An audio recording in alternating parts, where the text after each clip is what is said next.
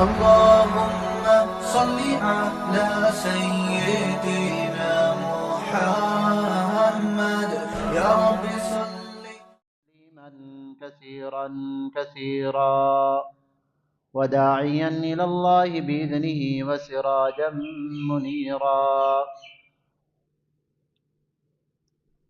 أما بعد فقد قال الله تبارك وتعالى في القرآن المجيد والفرقان الحميد: أعوذ بالله من الشيطان الرجيم. بسم الله الرحمن الرحيم. وَلَنَبْلُوَنَّكُمْ بِشَيْءٍ مِّنَ الْخَوْفِ وَالْجُوعِ وَنَقْصٍ مِّنَ الْأَمْوَالِ وَالْأَنفُسِ وَالثَّمَرَاتِ وَبَشِّرِ الصَّابِرِينَ الَّذِينَ إِذَا أَصَابَتْهُم مُّصِيبَةٌ قَالُوا إِنَّا لِلَّهِ وَإِنَّا إِلَيْهِ راجعون. أولئك عليهم صلوات من ربهم ورحمة وأولئك هم المهتدون.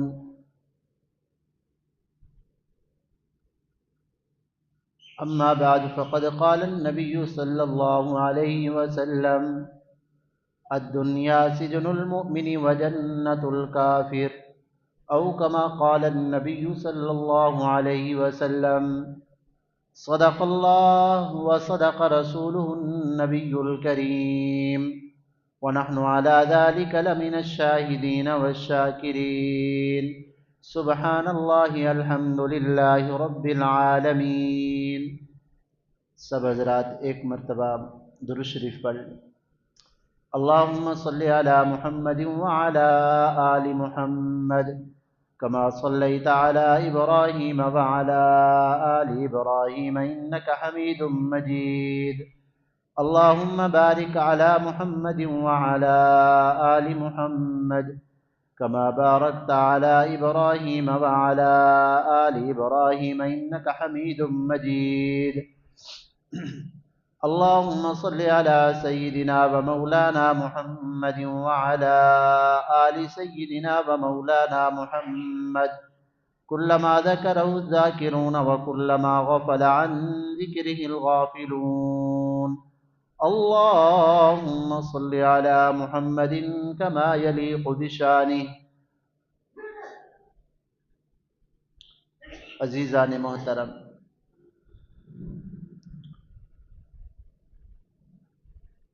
ہم سب کے خالق اور مالک اللہ رب العزت ہے. تمام کائنات کو پیدا کرنے والی ذات اللہ رب العزت کی ذات ہے. مخلوق بھی اللہ کی ہے اور حکم بھی اللہ ہی کا چلتا ہے.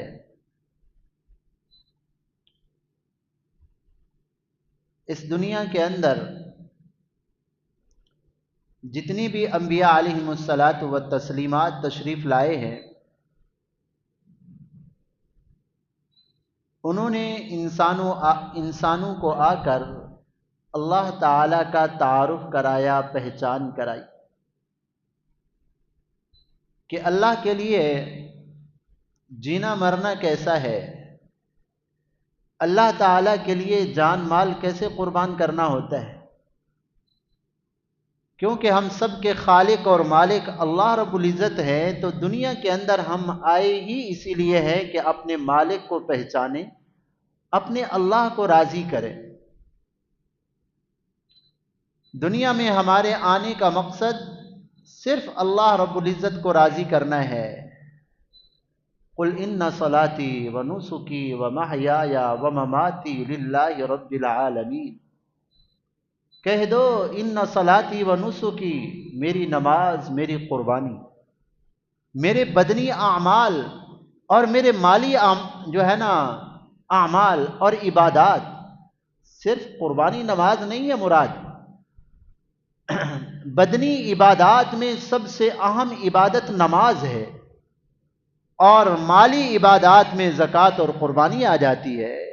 قل ان صلاتی و نسکی، کہہ دو میری عبادات بدنیاں ہوں، ونسکی یا مالی عبادات ہوں، ومحیا یا میری زندگی ہو، ومماتی میری موت ہو، للہ رب العالمین، ایک رب العالمین کے لیے، اللہ کے لیے ہمارا جینا مرنا۔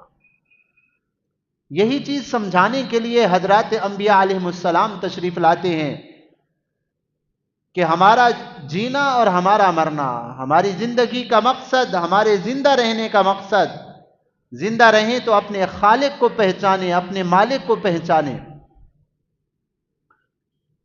اور جب اس دنیا سے جا رہے ہوں تو اللہ کو پہچان کر بندہ جا رہا ہو۔ اسی لیے جب قبر کے اندر سوال ہوتا ہے نا، قبر کے اندر جب میت کو رکھا جاتا ہے تو وہاں سب سے پہلا سوال کیا ہوتا ہے؟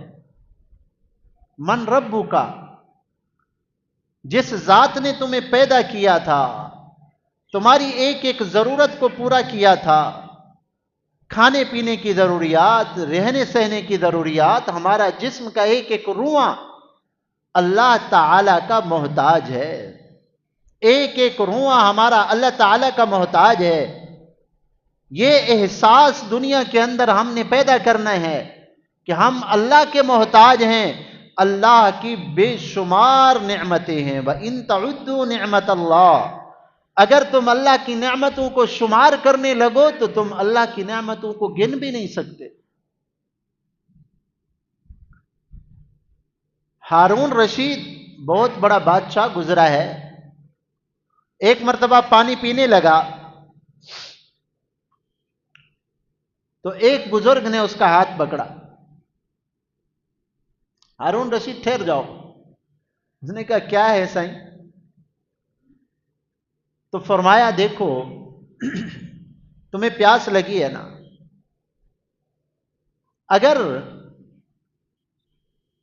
تمہیں پانی نہ ملے اور پیاس شدت کی ہو، ایسی پیاس کہ جان نکلنے لگ جائے، تمہیں پانی ایک جگہ سے میسر ہو پینے کے لیے اور وہ بھی قیمت میں ملتا ہو، وہ بھی قیمت میں ملتا ہو، مفت میں نہیں، اور قیمت کیا ہو کہ وہ آدمی کہے بادشاہ سلامت، آدھی حکومت بادشاہت مجھے دو، میں تمہیں ایک گلاس پانی کا دیتا ہوں، تو کیا کرو گے؟ مرنا پسند کرو گے یا بادشاہت دے دو گے؟ پیاسے مرنا پسند کرو گے یا بادشاہت دے کر اپنی زندگی بچانے کے لیے جو ہے نا ایک گلاس لے لو گے؟ اس نے کہا زندگی سے قیمتی تو کوئی چیز نہیں۔ ایسا ہے نا، اسی لیے تو ہم زندہ رہنے کے لیے نا مال خرچ کرتے ہیں، بیمار ہو جائے بھاگتے ہیں ڈاکٹر کے پاس، دوائی لو، یہ کرو، فلاں کرو، ہاں پیسہ خرچ کرتے ہیں زندہ رہنے کے لیے نا، اپنی جان بچانے کے لیے، ورنہ کسی کو شوق تھوڑا ہوتا ہے پیسہ خرچ کرنے کا۔ ہم روزانہ کھاتے پیتے بھی تو اسی لیے ہے نا، خرچ کرتے اپنے اوپر کہ ہم زندہ رہیں۔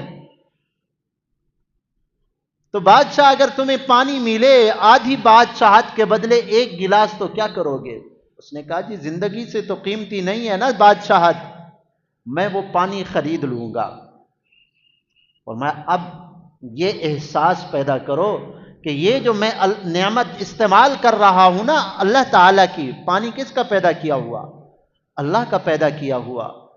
ہاں لو نشاء جعلناہ اجاجا، اللہ تعالیٰ فرماتے ہیں یہ تو میٹھا پانی ہم نے بنا دیا ہے نا، کہ پانی پیتے ہو اور پیاس بجھ جاتی ہے۔ لو نشاء جعلناہ اجاجا، اگر ہم اس کو کھارا بنا دیتے، پیاس ہی نہ بجھتی تمہاری، تو کیا کرتے تم؟ شکر نہیں کرتے اللہ کی نعمتوں کا کہ اللہ کی کتنا بے شمار نعمتیں ہیں۔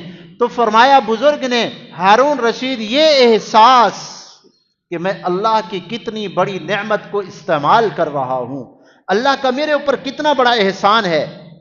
ہم تو ایک گلاس کے بدلے آدھی بادشاہت دینے کے لیے ہارون رشید تیار، کہا ٹھیک ہے پی لو، پی لیا پانی۔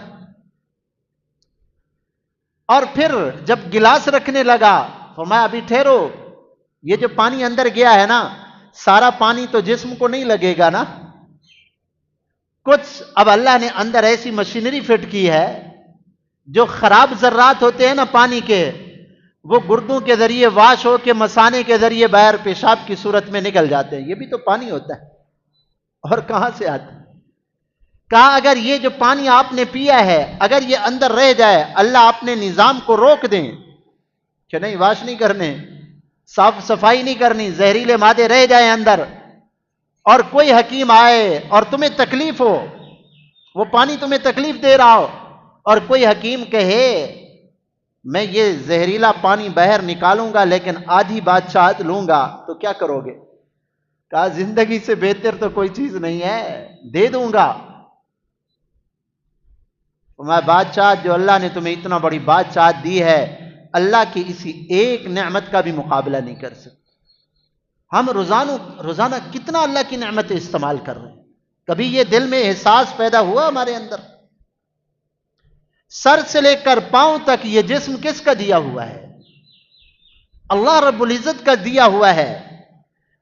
میری آنکھیں میں نے خود نہیں بنائی، میرے ہاتھ میں نے خود نہیں بنائے، میرے پاؤں میں نے خود نہیں بنائے، اور میرا یہ جسم میں نے خود نہیں بنایا، یہ ایک اللہ کی عطا کردہ عظیم نعمت ہے۔ یہ جسم اللہ تعالی کی عطا کردہ ایک عظیم نعمت۔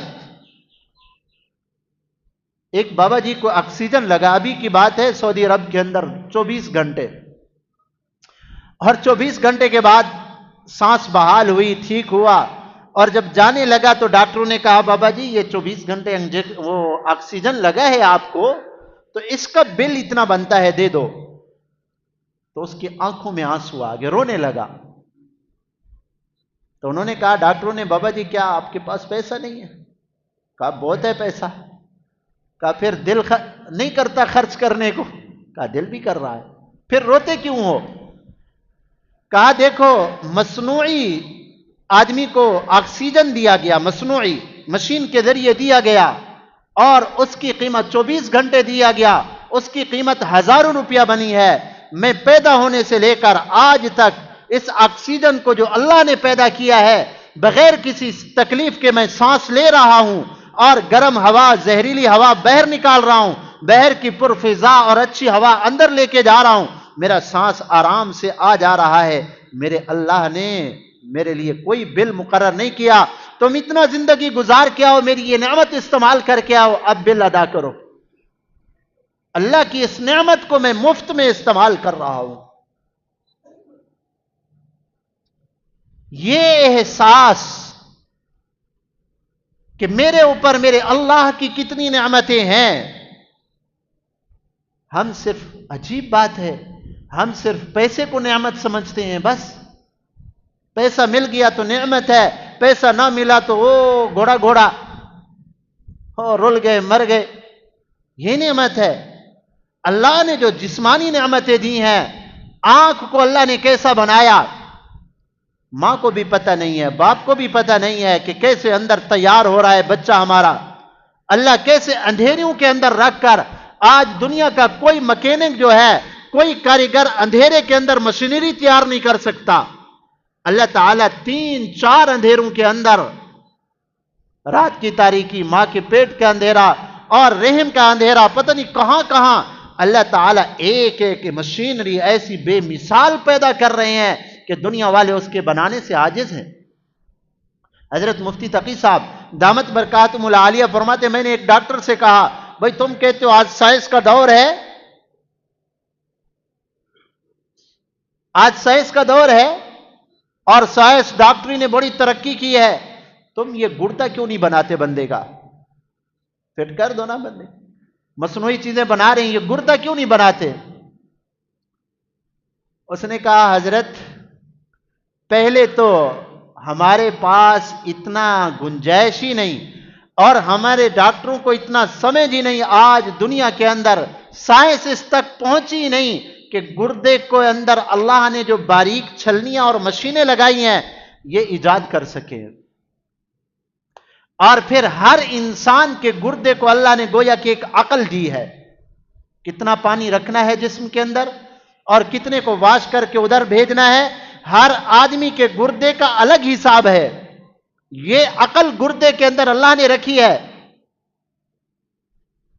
اور اگر ہم اس کو بنانے بھی لگ جائیں کئی میلوں تک اس کا ہمیں پلانٹ لگانا پڑے گا اور کھربوں روپے اس کے اوپر خرچ ہوں گے، تب جا کے ایک گردے کی مشینری کوئی کام کرنا شروع کر دے گی۔ مجھے اور آپ کو اللہ نے یہ مفت میں عطا فرمایا، آنکھیں اللہ نے مفت میں عطا فرمائی ہیں۔ جاؤ اس نابینے سے پوچھو جس کو پتہ ہی نہیں کہ انسان کی شکل کیا ہوتی ہے، جو ماں کے پیٹ سے پیدا ہوا اس کو پتہ نہیں ہے کہ انسان کی شکل کیسے ہوتی ہے۔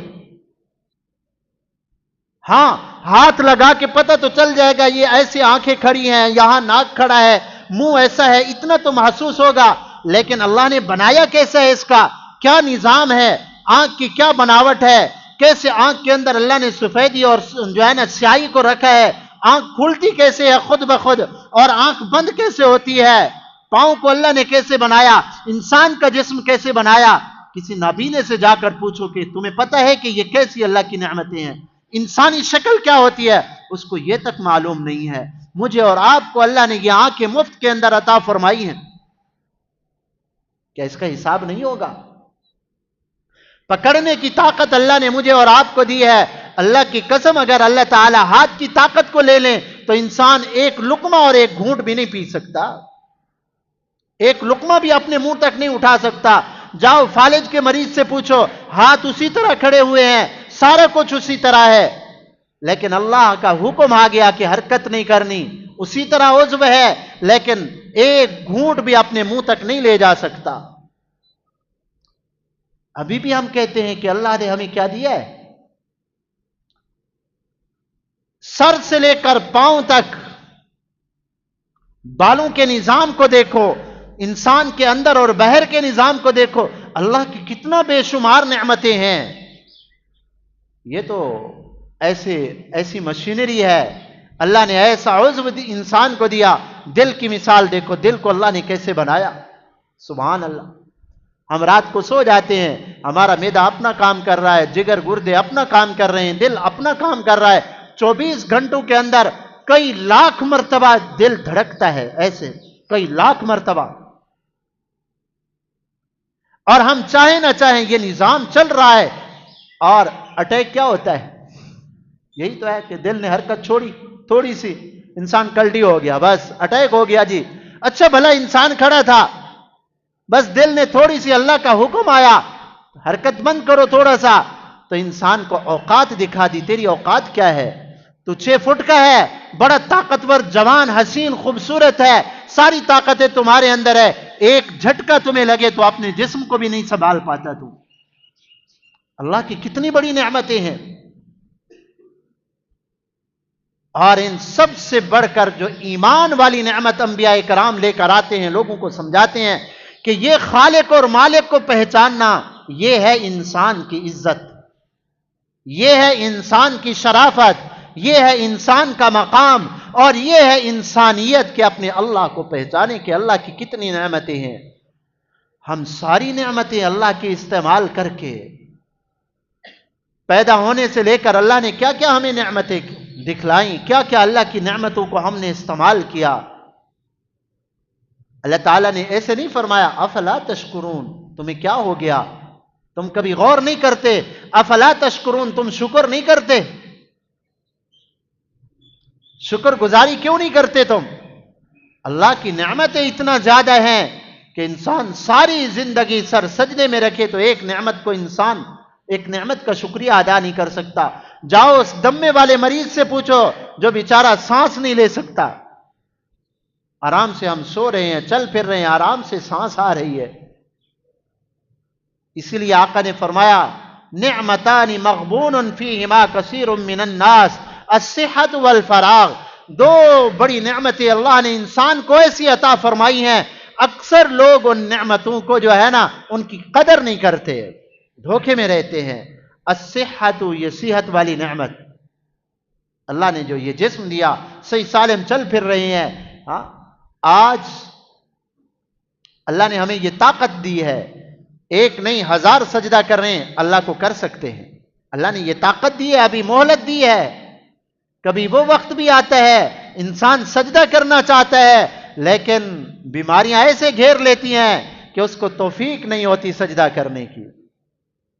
یہ صحت سے فائدہ اٹھاؤ، اللہ کی بڑی نعمتیں ہیں ہمارے اوپر، ہم نے صرف مال و دولت کو جو ہے نا نعمت سمجھا ہے۔ اب یہ سر سے لے کر پاؤں تک مجسمہ انسان یہ اللہ کی نعمتوں کا مجموعہ ہے، یہ اللہ کے عطا کردہ اعضاء ہیں، یہ آنکھ میری نہیں ہے، اس لیے کسی انسان کو یہ جائز ہی نہیں کہ اپنی انگلی کاٹ دے، اپنی گردن پہ چھری چلا دے، گولی مار دے اپنے آپ کو، آنکھیں نکال دے اپنی، کیوں؟ یہ اس کے ہے ہی نہیں، یہ تو اللہ کی عطا کردہ نعمتیں ہیں۔ ثم لتسألن یومئذ عن النعیم، کل قیامت کے دن اللہ تعالی ان نعمتوں کے بارے میں سوال کریں گے۔ اس آدمی سے پوچھو، یہ عقل اور شعور جو اللہ نے فہم رکھا ہے، میں سمجھتا ہوں میں بڑا سمجھدار، بڑا عقل مند ہوں، یہ عقل تمہیں دیا کس نے ہے؟ عقل ہے کتنا؟ جا کے ڈاکٹروں سے پوچھو، چھوٹی سی ڈبیا ہے، اتنا سا خانہ ہے، اس کے اندر عقل رکھا ہوا ہے، دیکھنے کے اعتبار سے تھوڑا سا جو ہے نا مغز ہے، تھوڑا سا بس۔ یہ عقل جو اللہ نے انسان کو عطا فرمائی ہے، ابھی تو اللہ نے عقل کے دو تین حصے کھولے ہیں بندوں کے لیے، 100 حصے ہیں عقل کے، ہاں 97 حصے اللہ نے بند کر رکھے ہیں، میرا بندہ ابھی اس کو رہنے دے، یہ کل قیامت کے دن تیری عقل میں کھولوں گا جب تو جنت میں جائے گا۔ یہ جو انسان کو اللہ نے عقل و شعور عطا فرمایا، جس سے یہ دنیا حسین بنی، یہ پنکھا ہے، یہ عمارت ہے، یہ ساری خوبصورتی دنیا کی اسی عقل کی مرہون منت تو ہے۔ اللہ نے عقل دیا ہے، اسی عقل کو استعمال کر کے انسان نے دنیا کو خوبصورت بنا دیا۔ جاؤ اس پاگل سے پوچھو جس کو گندگی اور پاکیزگی میں فرق نہیں ہے، کیا ہے؟ اس کے سارے اعضاء ٹھیک ہیں، وہ دیکھ بھی رہا ہے، وہ چل بھی رہا ہے، وہ پکڑ بھی سکتا ہے، وہ بات بھی کر سکتا ہے، لیکن اللہ نے اس کی عقل کے خانے کو بند کر دیا ہے۔ اب وہ اتنا بیچارہ جو ہے نا معذور ہے کہ اس کو پاکیزگی ناپاکی کا پتہ ہی نہیں ہے، اس کو یہ پتہ نہیں گندگی کیا ہے، پھول کیا ہے، اس کو یہ تک بھی پتہ نہیں ہے۔ مجنون سے پوچھو، دیوانے سے پوچھو، یہ اللہ نے عقل کتنا دی ہے؟ یہ عقل اللہ نے اسی لیے دی ہے کہ اللہ کی نافرمانی کریں ہم۔ یہ جسم اللہ نے اسی لیے دیا تھا کہ اس پورے مجسمے کو اللہ کی جو ہے نا ناراضگی کے اندر ہم اس کو استعمال کریں، کہ اللہ نے یہ نعمتیں اسی لیے دی تھیں کہ اللہ کو ناراض کریں ان نعمتوں کے ذریعے۔ انسان کہاں کھو گیا ہے تو؟ کیوں غفلت کی اتنی موٹی چادر اوڑھ کے سو گیا ہے؟ کب تمہیں ہوش آئے گا؟ کب تمہیں عقل آئے گی؟ کب تو اپنے اللہ کو پہچانے گا؟ ہاں اس وقت یاد کرے گا جب یہ سانس کا رشتہ اکھڑ رہا ہوگا، وہ تو مہلت کا وقت ہی ختم ہو جائے گا۔ اسی انتظار کے اندر ہیں کہ جب آزاد جواب دے دیں گے، ہاتھ کے اندر لاٹھی پکڑیں گے، پھر اللہ کے در کا جو ہے نا ہم رخ کریں گے، کیا اسی کے انتظار کے اندر ہیں؟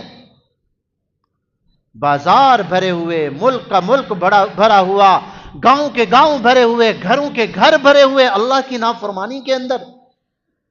کیا اسی لیے تو دنیا کے اندر آیا ہے اپنے اللہ کو ناراض کرنے کے لیے؟ کیا سوچا ہے؟ کوئی پوچھنے والا نہیں ہے تم سے؟ من یعمل سوءا یجز بہ، جو برائی کرے گا، گناہ کرے گا، اللہ تعالیٰ فرماتے ہیں ہم اس کو ضرور اس کو سزا دیں گے۔ ہاں یہ اور بات ہے، مسلمان اور کافر کا معاملہ الگ الگ ہے۔ دنیا دارالامتحان ہے، آزمائش کا گھر ہے، تکلیفوں کا جہان ہے۔ یہاں ایمان والوں کے اوپر تکلیفیں آئیں گی۔ الف لام میم احسب الناس ان یترکوا ان یقولوا آمنا وهم لا یفتنون۔ ایمان والو، کیا تم نے یہ گمان کر لیا ہے کہ کلمہ پڑھنے کے بعد ہمیں جنت ایسے مل جائے گی؟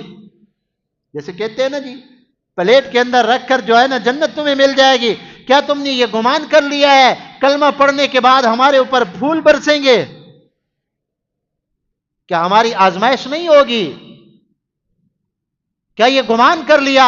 اگر یہ گمان ہے تو ذہن سے نکال دو، ایسا نہیں۔ ایمان والوں کی آزمائش ہوتی ہے اس دنیا کے اندر۔ آزمائش کی صورتیں مختلف ہیں۔ ہم نے آزمائش سمجھا ہے کہ کوئی بیماری آ جائے، کوئی تکلیف آ جائے تب آزمائش ہے، حالانکہ امتحان کی مختلف شکلیں ہیں۔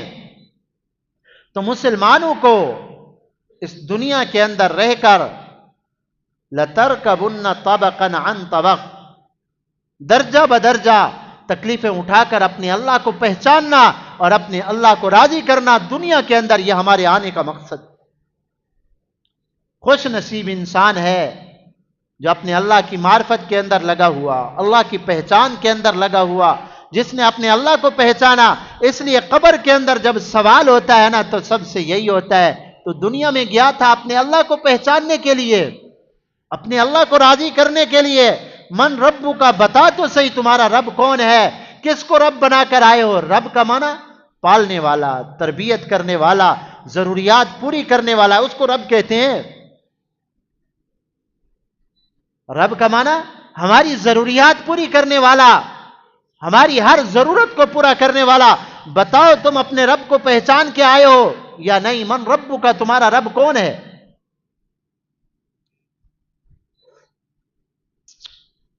اس وقت ایمان والا کہے گا ربی اللہ، میرا سر سے لے کر پاؤں تک میرے اعضاء اپنے رب کی پہچان میں لگے ہوئے۔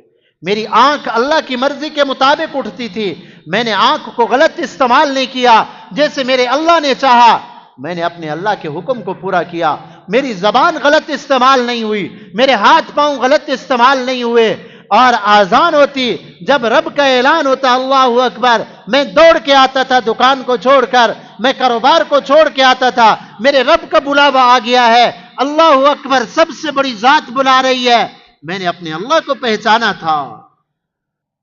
ربی اللہ، میرے رب اللہ ہے، میرے رب اللہ ہے۔ من نبیوں کا، اللہ کو پہچان کون کراتے ہیں؟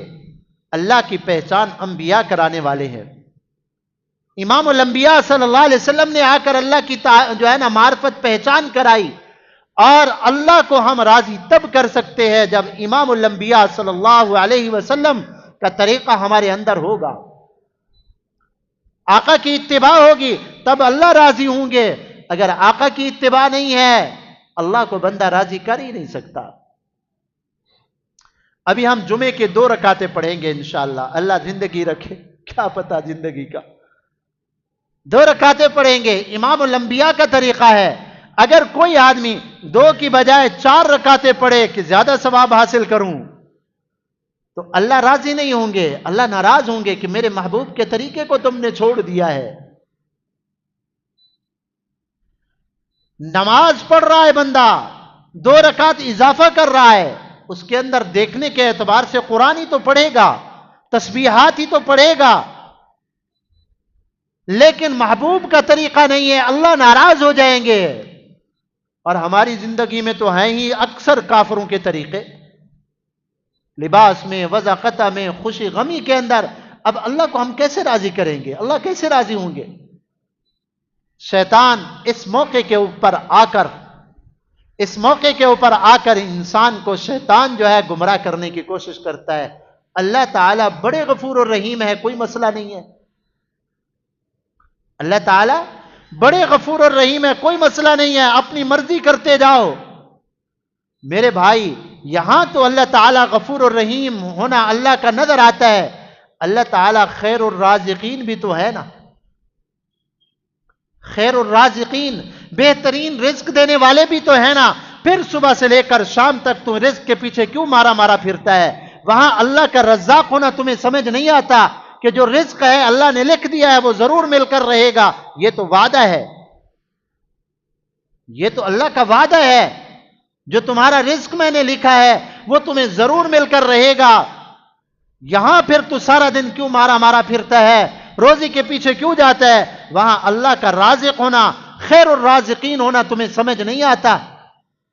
جب تو گناہ کرتا ہے، نافرمانی کرتا ہے، اس وقت غفور الرحیم ہونا تو تمہیں یاد آتا ہے، جب رزق کے پیچھے جاتا ہے اس وقت یاد نہیں آتا۔ پھر کیا کہتا ہے؟ جی کوشش تو کرنی چاہیے نا، کوشش تو کرنی چاہیے۔ ہم بھی یہی کرتے ہیں کہ گناہ سے بچنے کی کوشش تو کرو۔ کون کہتا ہے کہ میں ایسی عبادت کر رہا ہوں کہ اللہ کو میری عبادت پسند ہی آ جائے، میں نے اللہ کی عبادت کا حق ادا کر دیا؟ کون ہے ایسا آدمی جو یہ دعویٰ کر سکے؟ دنیا کے اندر کوئی آدمی ایسا نہیں ہے جو یہ دعویٰ کر سکے کہ میں نے اللہ کی عبادت کا حق ادا کر دیا ہے، یہ اللہ کو راضی کرنے کی کوششیں ہیں، اللہ کو راضی کرنے کی یہ کوششیں ہیں۔ نماز پڑھنا، روزہ رکھنا، حج کرنا، شرعی وضع قطع اختیار کرنا، گناہوں سے بچنا، یہ اللہ کو راضی کرنے کی کوششیں ہیں۔ آقا نے فرمایا جنت میں کوئی نہیں جا سکتا سوائے اللہ، ہاں اس آدمی کے جس کے اوپر اللہ کا فضل ہو، اللہ کے فضل سے جنت میں جائے گا، اپنی عبادت کے زور پہ کوئی نہیں جا سکتا۔ صحابہ نے عرض کیا محبوب آپ بھی اللہ کے فضل سے جنت میں جائیں گے، اپنی عبادت کے زور پہ آپ بھی نہیں جا سکتے؟ فرمایا ہاں میں بھی اللہ کے فضل سے جنت میں جاؤں گا۔ وہ ہستی جو گناہ کا سوچ بھی نہیں سکتے، معصوم ہستیاں جن کی زندگی عبادت ہی عبادت، سونا عبادت، چلنا عبادت، دیکھنا عبادت، ان کا جو ہے نا بولنا عبادت، ان کا سفر عبادت، وہ ذات بھی کہہ رہی ہے میں اللہ کے فضل سے جاؤں گا۔ ہماری کیا حیثیت ہے؟ فرشتے لاکھوں کروڑوں سال اللہ کی عبادت کر رہے ہیں، کل قیامت کے دن کہیں گے ما عبدنا کا حق عبادتی کا، اللہ جیسے عبادت کا حق ادا کرنا چاہیے تھا، ہم تیری عبادت کا حق ادا نہیں کر سکے۔ فرشتے ایک سیکنڈ کے لیے بھی اللہ کی عبادت سے غافل نہیں ہوتے۔ ہاں یہ ساری کوششیں ہیں، میری بات کو سمجھو۔ جب دنیا کمانے کی باری آتی ہے، جب رزق کی باری آتی ہے، ہم کہتے ہیں کوشش کریں اللہ روزی دیں گے، دکان پہ بیٹھنا کوشش ہے، اور اسی طرح جو ہے نا فصل لگانا کوشش ہے، اسی طرح محنت مزدوری کرنا کوشش ہے، نوکری کرنا کوشش ہے یہ روزی حاصل کرنے کی، اسی طرح اللہ کو راضی کرنے کی کوشش کرنا، گناہوں سے جو ہے نا بچنے کی کوشش کرنا، یہاں بھی انسان کوشش تو کرے گا۔ یا ہم ہاتھ پاؤں باندھ دیتے ہیں اپنے، نماز کے لیے نہیں آتے، شرعی وضع قطع اختیار نہیں کرتے۔ اللہ بڑا غفور الرحیم ہے، یہ شیطانی دھوکہ ہے۔ اللہ کے غفور الرحیم ہونے کا تقاضا تو یہ تھا انسان اللہ کی اور عبادت کرتا۔ باپ بڑا رحیم ہے، بڑا شفیق ہے، 2 مرتبہ 3 مرتبہ 4 مرتبہ نالائق بچے نے باپ کی نافرمانی کی، باپ نے کہا کوئی مسئلہ نہیں بیٹا معاف کر دیا۔ اب باپ کی معافی کا تقاضا تو یہ ہے اس کو حیا آنی چاہیے، شرم آنی چاہیے کہ میں باپ کی نافرمانی نہ کروں، ہر مرتبہ نافرمانی کرتا ہوں، اس کو شرم کرنی چاہیے۔ نہ یہ کہ کہے کہ باپ تو کچھ ہی نہیں کہتا، اب ہر معاملے کے اندر باپ کی نافرمانی کرو، کہیں گے بڑا بد نصیب اور بدبخت اولاد ہے، بڑا بدبخت انسان ہے۔ اللہ کی اتنا بڑی نعمتیں سر سے لے کر پاؤں تک ایک لمحے کے لیے بھی اللہ کی نعمتیں نہیں روک رہی، پھر بھی یہ جسم اللہ کی مرضی کے خلاف استعمال ہو رہا ہے۔ اسی کو تو کہتے ہیں فَمِنْهُمْ شَقِيٌّ وَمِنْهُمْ سَعِيدٌ۔ ہاں بعض خوش نصیب اور بعض بد نصیب، یہ شقی انسان ہے، بدبخت ہے جس نے اپنے سارے جو ہے نا اعضاء کو اللہ کی نافرمانی میں لگایا ہوا ہے۔ احساس اپنے اندر پیدا کرے، اللہ کی معرفت اپنے اندر پیدا کریں۔ دنیا میں آئے اسی لیے ہیں، یہ ساری عبادات کا حاصل یہی ہے کہ ہم اپنے اللہ کو پہچانیں۔ موت آئے تو قبر کے اندر جب سوال ہو تو ہم خوشی سے کہہ دیں ربی اللہ، اپنے رب کو پہچان کے آ رہا ہوں، اپنے محبوب صلی اللہ علیہ وسلم کے زندگی طریقہ زندگی اپنا کر آ رہا ہوں، اور دین اسلام کو سینے سے لگایا ہوا تھا۔ میرا دین اسلام ہے، میرے پیغمبر محمد الرسول اللہ ہیں، میرے رب میرے اللہ ہیں۔ پھر کہا جائے گا مزے کی نیند سو جاؤ۔